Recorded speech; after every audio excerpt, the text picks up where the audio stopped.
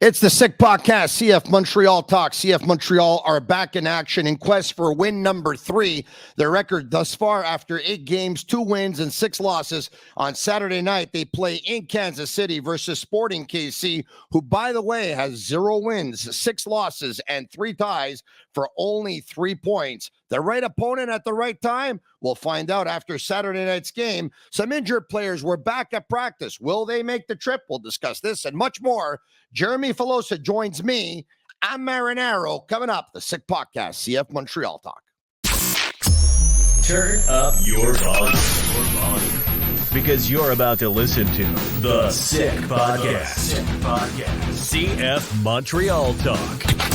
Here's the chance. They've got the goal. Absolutely incredible. Cameron Porter delivers the goal to send Montreal Impact into the CONCACAF Champions League semi-final. The sickest CF Montreal podcast. It's gonna be sick.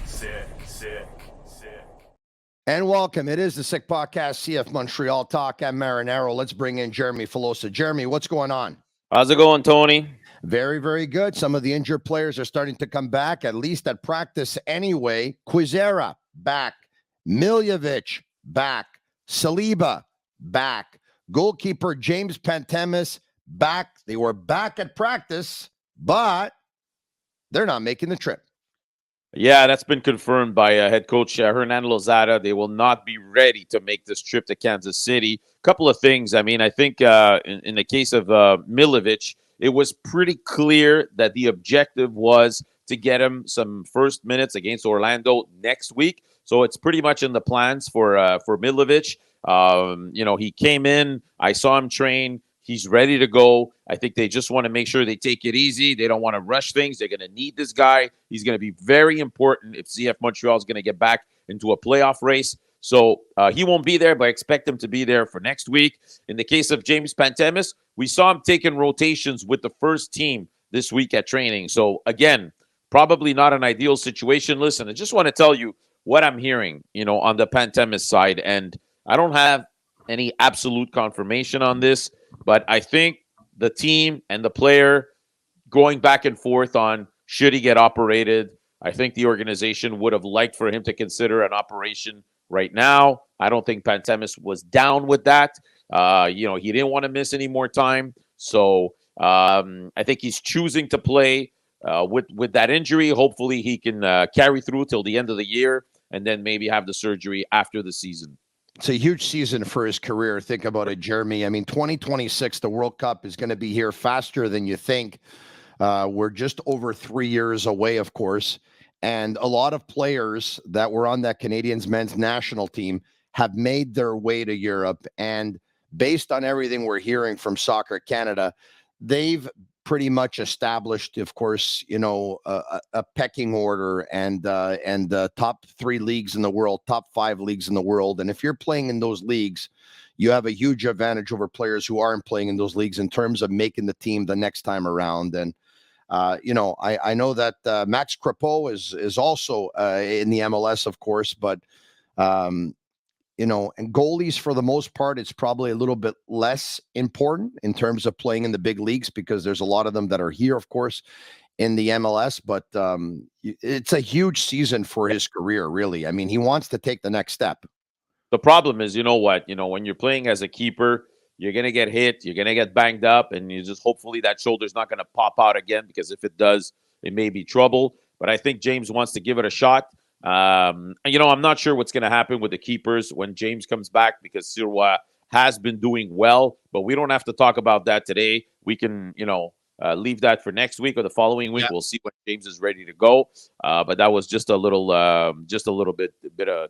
tidbit of information there. Yeah, we do know what they're going to do, Jeremy. They're either going to line up in a 3-4-1-2 or they're going to line up in a 3-4-2-1. Those are the 2 formations that they play. They're not swaying from it, whether they have players or they don't have players. They got to play players in position or out of position. That is the philosophy of the club going back to last year. At Tuesday's scrimmage, for what it's worth, but between Tuesday and Saturday, obviously, there's several days in between. Ariel Lassiter was playing at the left wing back position. We've had a chance to see him there already once. Jeremy, once again, this is not his ideal position. Yeah, and then, it's unfortunate because we haven't addressed that situation with CF Montreal. So the window has not closed, and we still don't have, a player that's set in stone that can play that position. So, okay, so this is the situation right now. I think, with the Iliadis being red carded in the last game, they have a one game here. They have this one game where they need to find a solution. I think they tried Lassiter this week at training. He said himself, that it's not an ideal position for him. Can they put him there for one game? Sure, they can try him out. But the thing is, this team is lacking so much offense that I would prefer to see Lassiter up front, playing as a winger, or next to Bryce Duke on the left side of the park, and maybe for one game, move Aaron Herrera from right wing back to left wing back. We were told when he was picked up that he's able to play that position. That would leave a spot open for Zach Brault-Guillard on the right. And again, this is not ideal, but I'm thinking out loud here for one game, and then Iliadis comes back as a left wing back for the following week, in hopes that Lassi Lappalainen can come back at some point. But as everybody knows my opinion on Lassi. I like Lassi a lot on the right. I don't like him on the left, but I think the organization's philosophy right now is when Lassi's ready to go, he'll be playing left wing back. Yeah, look, I'll tell you this. One of the things that we've seen right now that they're thinking of Duke and Rhea as 210s behind Ofer. We've seen it before, and it looks like they want to go with that. And I don't have a problem with that, okay? But I just find that they're not dangerous enough, and to be more dangerous, you need somebody next to Ofer. I agree. Ofer does a good job of holding up the ball. He does a good job of protecting the ball. He does a good job of shielding the ball if he's got time with the ball, because if he doesn't have time and he gets a touch, unfortunately, his first touch isn't great. He loses it sometimes. We also know that he's a strong aerial presence, all right? He's big, he's strong, he's difficult to contain. He can head a ball in. He already did so once. But he's the kind of guy that if I was a forward, I would like to play with a guy like that. Why? Because he can draw players to him, because he can open up some space. The way Benteke did for DC United on that goal, he actually had 3 players drawn with him, and he was able to touch it off, okay? So in that respect, I'd like to see Lassiter next to Ofer. At one, at one point, it's going to be when Kyoto comes back, Kyoto next to Ofer. At one point, when we can see Jules Anthony Vilsaint, at one point, if he comes off the bench and he replaces one of those two, then he's next to one of those players. That's what I'd like to see. And so in saying that, even though I don't think it's his ideal position, hear me out for a second. Sure. I'd rather see Rhea as a wing back for a game than see Lassiter as a wing back for a game. On the right side of the park or the left side for Rhea? I have no problem because I'm going to tell you right now, Rhea's natural foot is right, but Rhea is as ambidextrous as any player on this team. So I tell you right now, we know that the natural lefts are Lassiter. We know that. We know the natural left is Iliadis. We know that. And we know that the natural left is Thorkelson. Okay. Right.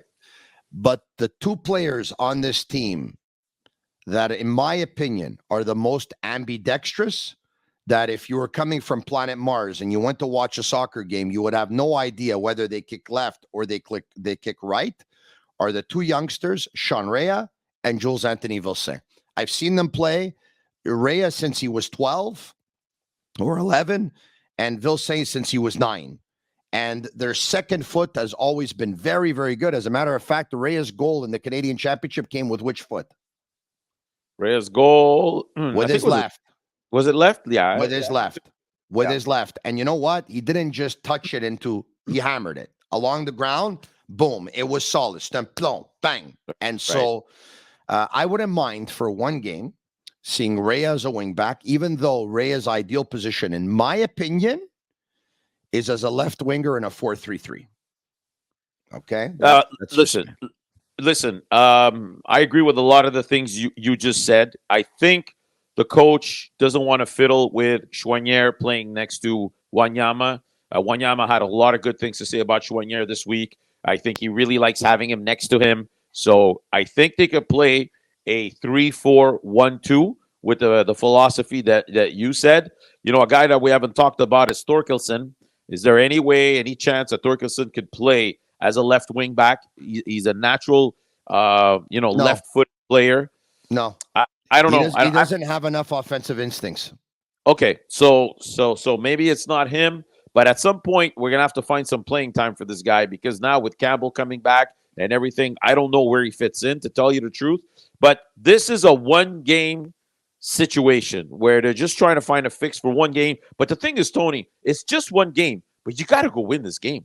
You got to go to Kansas City against a team that struggles so bad. Just 3 goals in the MLS this year. Yes, they won in the middle of the week in the U.S. Open Cup competition, but you got to go there and you got to be hungry. This is a golden opportunity. You're right. I mean, the Kansas City played Tulsa Athletic. It's like when CF Montreal played Vaughan Azzurri. I mean, it's no match. I mean, it's exactly. It's no match. Yeah. But Montreal used that game against Vaughan Azzurri to build up a little bit of confidence, and they doubled up against the Red Bulls and picked up a second straight win. So we'll see. You know, I don't think, like Montreal, I don't think this win in the middle of the week for Kansas City is enough to build their confidence. But you know, this team played so well on the road last year, and they got to start showing a little bit of that. For me, it's still very, at this point, fragile. The situation with Montreal still very fragile. It's not these 2 wins that fix everything. Yeah. My grade for CF Montreal's game last week against the Red Bulls was a 6. Okay, 6 on 10. That's what I give them. You know, we got to take into consideration that there was 1 own goal, and the second goal doesn't get scored if the Red Bulls are not down by a goal. So credit to Choinière for scoring that goal. I'm going to be a little bit more generous than you because you got to take into consideration they played a man down for 30 minutes. That's true. Okay. Yeah, you know what? That's a good point. That's a good point. That's significant. And I understand they didn't take on Pep Guardiola's Man City last week. Right. I get it. The Red Bulls are just absolutely terrible and without their best player, but I'm going to give them more credit than that. I'll give him a 7. The thing I don't like is this past week, Coach Hernan Losada said something. I didn't like the message. Let me explain. He started talking about, Wilfred Nancy's first year with the team finished, I think, 10th, and they missed the playoffs. So, it's normal because a new coach comes in and there's going to be an adaptation and there's a style of play and there's a change and his players and everyone has to get to know each other and the chemistry. And it's normal that going forward, it's going to be better. Everything he said is actually, it's kind of like a fact, all right? Wilfred Nancy's team in the first year did miss the playoffs. Yeah. But now I find it's the wrong message.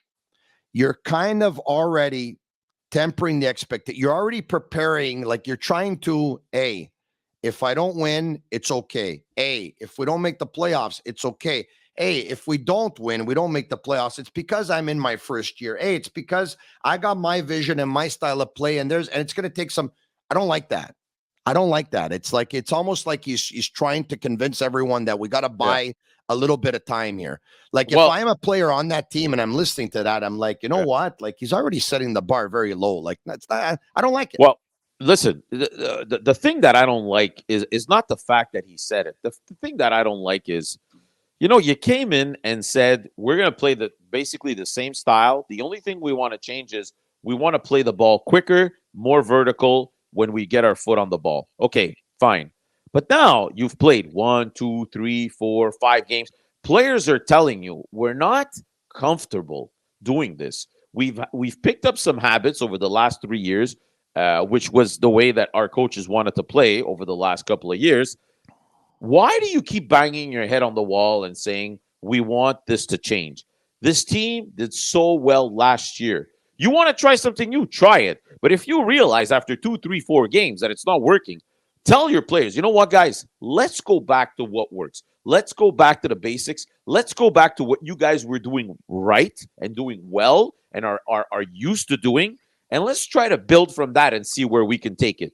But when I asked Lozada the question last week, and I said, is it time? Like we heard Camacho say, struggling with the way of what the coach wants us to do. Is it time to scale back and tell the players, just do what you're comfortable doing? And he said, no, I insist that they keep playing faster. But against the Red Bulls, Tony, we saw the back line take the ball and take their time and look ahead and see. It's almost as if Camacho has said, listen, coach, I understand what you're trying to tell us. I understand. And we're going to try to do as best we can to play like that. But when we're on the field, we're controlling the pace of the game. And we're going to go with the rhythm that we think is best. That's what I saw last week. I don't know if I'm wrong. Yeah. So I want to get back to this whole left back situation and left wing back. All right. They don't have a left back on this team unless they convert someone to left back, unless they take, left center back Thorkelson, convert him to a left back. Right. Unless they take a CDM holding midfielder Iliadis and convert him to a left back. Unless they take either one of these guys and or Lassiter and convert him to a wing back. Okay. So they don't have. All right. Yeah. How disappointed were you that the transfer market came and went Monday night at midnight, and they weren't able to fill this void, which seemed like they were going to do because they loaned out Zuir to San Antonio so that they can give them some flexibility to do something. I mean, this is it's a missed opportunity, to say the least. So listen, I am disappointed, of course, because I'm going to tell you something. I'm going to make a statement right now. I think CF Montreal, at this point in time, is 2 players away from being a good MLS team. Two. If you pick up a good left wing back and a good striker, I think this team is okay. Honestly, I think they can do with everything else, and they would be a competitive team in this league. I go back to the winter, Tony. I agree with you. You pick up Aaron Herrera, which those are 2 pretty important positions, though, in the scheme of things. I mean, you realize that, though. Of course, I understand, and I also understand that it's harder to pick up a left wing back than a right wing back. Okay, I understand all that, but during the winter, you went out and you acquired Aaron Herrera, which I don't have an issue with. Mm-hmm. I think it was a good pickup from Real Salt Lake. I think right now, honestly, I think Aaron Herrera is slowly starting to find his spot. Last week was his best game since he's been traded to Montreal. But I don't think it was a necessary pickup, to tell you the truth. I think you have Zach Brault-Guillard that can play that position. You definitely have Lassi Lapalainen who could play right wing back. We saw him at Olympic Stadium. He was very dangerous in that position. So you have him. You could even play Chouanier if you want in that position. I don't think you needed that. But you definitely needed a left wing back. Why? Because you insist on playing with center backs. So if you want to play with 3 center backs, you definitely have to have that one guy that you know you can count on day in and day out, who natural position it is to play on that side. I know they looked at Gutierrez, who was released by Vancouver a few weeks back. I don't know for what reason. They didn't pick him up. Toronto got him. LA Galaxy also put a left wing back on waivers a few weeks ago. They tried to get him. I think Houston made a better offer. Was it Houston or Kansas? No, Wilfred Nancy's Columbus crew made a trade for a left back. So listen, one that went down with injury. But let me ask you a question. Yeah, I'll talk about another sport just so that probably most people watching, it'll be a little bit easier for them to comprehend the example that I'm going to give. Okay, let's just say this was hockey, and the Montreal Canadiens really need to fill a void, a player at a certain position. All right, they don't have that player on their team. Okay. And it's in season and they're trying to make a trade. They can't pull it off. Okay. They look at the waiver wire to see if there's a player that becomes available, like Gutierrez was available, for example. And they for nothing, and they weren't able to pick up a player on waivers either. Okay. What would they do next then in the very short term? If they didn't have that player, they couldn't acquire that player in the league, and they couldn't pick up a player on waivers. What do you think, if you were running that organization, what would be your message to the club? What would be your message, and to the coaches? What would be your message? If you don't have that as a technical director? Yes. What would be your message? You know what it is? Go ahead. You try and develop one from within. If not from your first team, from your farm team. Right. Okay. So is there a plan with the farm team to go and develop a player in that position? If so, who's the player? What is he doing? Is he doing extra time? Is he with coaches? Is he going up? Are they trying to teach him the position? Like, what are they doing exactly? It's just a question. I mean, I don't know because I don't go to the Tony, practices. that question is larger than just that question. You know, Yeah. I look at the U23 team, and Apple TV has put me on the Vancouver Whitecaps, and I've been Yes. I've been very privileged to get a chance to speak with Vanni Sartini in Vancouver on numerous occasions, and they just moved a guy like Dahomey. Why did they move a guy like Dahomey? They sold him for $350,000 to DC United. Why? Because Ahmed Ali has come in and taken his spot. Ali Ahmed has come in and taken his spot. And Ali Ahmed was developed in the MLS Next Pro team to play that position. So they were able to make that move and bring in this kid. But the thing is, they have a reserve team that plays in MLS Next Pro that plays the same style. So the next guy up is, I'm not saying he's always close, but there's always that plan, right? So I don't know what's the plan for the U23 players. I know last year they had a few guys that were actually signed to pro contracts playing in the PLSQ. I don't think it's the case this year. So no. I don't think there is any possibility for any of those guys to make a jump and say, you know what, we need to fill a hole. You're going to be the guy that we're going to use till the summer transfer window. They can't even do it because those guys are not signed to pro contract. Jeremy, not only that. You know what they're doing? The last couple of players they've called up to train with the first team, they're U17 players. All right, they're two U17 players. They're not players on the reserve team. They're two U17 players who, instead of going up to play with the reserve team to see how they can do there, they're going straight to the top. You know why? Because they've been identified already because they played with Canada at a tournament. So if Canada identified them, that means they're good. We bring them up and the rest. What do you think the message is there for the rest of the group? Yeah, you know what they're saying? You know what they're saying? I know what they're saying. You know what they're saying? They're saying, I'm just a number here. I'm just filling a void. I'm just filling a spot over here. Like I'm going nowhere. That's what they're saying. I'm going to tell you something about a reserve team, Jeremy. Yeah. Well, yeah. What's going on with a reserve team? A real one. A real one. You know what they do, Jeremy? They not only develop players, they develop coaches. But you think that the coach that's with the reserve team right now, they're developing him to go up to the first team. Well, we know what happened there, right? Well, yes, and then we know what happened there. Sandro was the guy that was designated to coach that team, and Sandro was a guy that they hoped in 3, 4, 5 years was going to become the head coach of his team. It's too bad because that academy. Anyway, we all know what happened. Anyway, it's all right, but I mean the quality of Sandro. There's not too many people that have worked for that academy since its existence that have that kind of quality, or his track record of developing players. But anyway, you asked me about them. They played versus Bates College yesterday. I think it's NCAA Division III team. They lost 2-1. NCAA Division III team.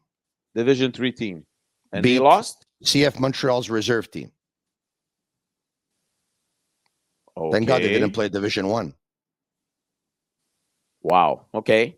Yeah. I mean, listen, I'm not there, Tony. I don't watch the games. I don't know what's going on. I'm not there I've said my piece about what I think is going on. I don't think the situation is a good one. I repeat myself a million times. I'm hearing what other teams are doing with their MLS Next Pro team, and I just keep scratching my head, and that's all I can do because I don't know what we're doing here. Jeremy, I don't know back in the day when Philippe Lafroy was at the helm of the academy, the academy called upon the services of Double Pass. Double Pass is a company that goes around the league, goes around academies worldwide. They take a look, they come in, and they do an internal audit.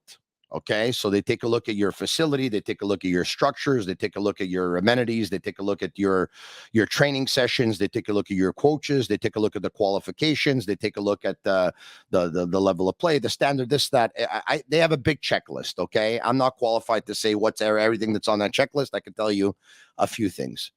When that audit was done, They were deemed a top 5 academy in MLS.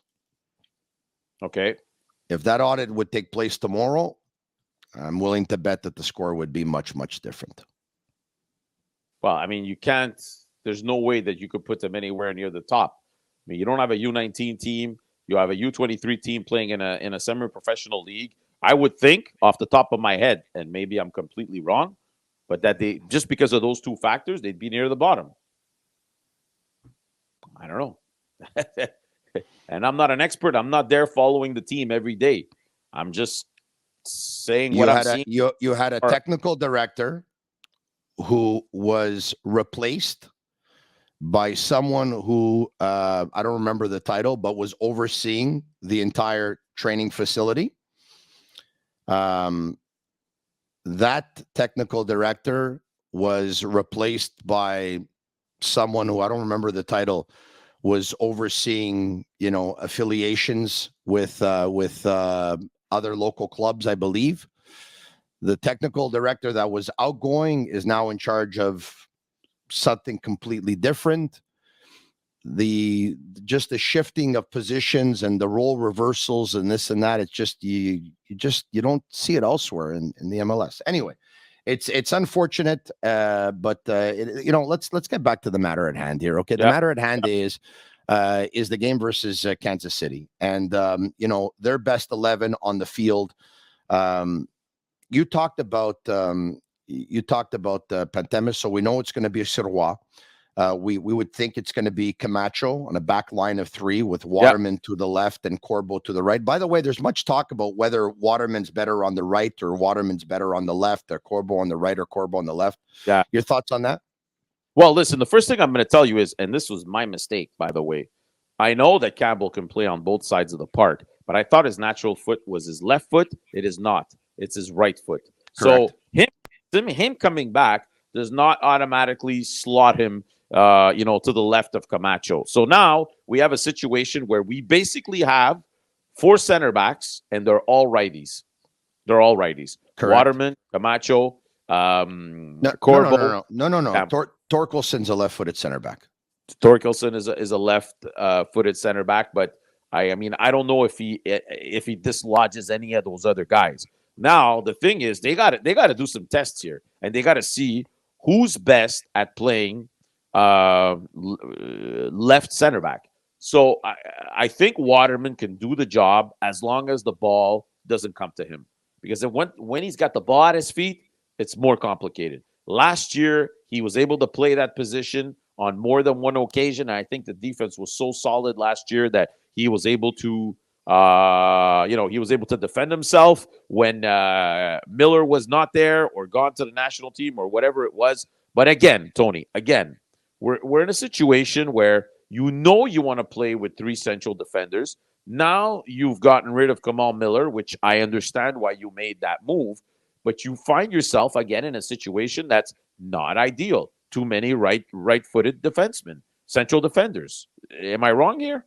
No, you're not wrong. But I mean, the reality is that you're right. That if there would have been a market for one of their right-footed center backs, that's the player that they would have traded to Inter Miami for the 2 players that they got, which once again, I know a lot of people, we can debate the GAM money, okay, because that was a little bit of a shock.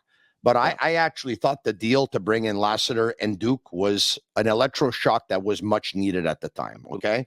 And we also know that Kamal Miller wanted to move on and wasn't in his top form as well. But Miller was a luxury as a left-footed center back. He was absolutely a luxury. Yeah. He scored the game winner because Miami went to PKs in their U.S. Open Cup game, and he put the game away. So good for Kamal. But yeah, so we're in a situation right now where we want to play with 3 center backs, but the one guy that's left-footed is basically, he's a backup guy for now. That's the reality. All right, okay. So, win or loss or tie in KC? I think they get a draw. I hope they get a win. I definitely hope they get a win. But of course, we hope they get a win. I mean, it's great. It's great for them. It's great for the city. It's great for the team. It's great for everybody. Of course. I mean, listen.